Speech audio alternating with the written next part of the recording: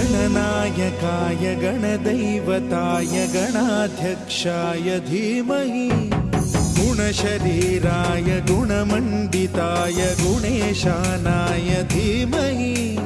गुणातीताय गुणाधीशाय गुणप्रविष्टाय धीमहि एकदन्ताय वक्रतुण्डाय गौरीतनयाय धीमहि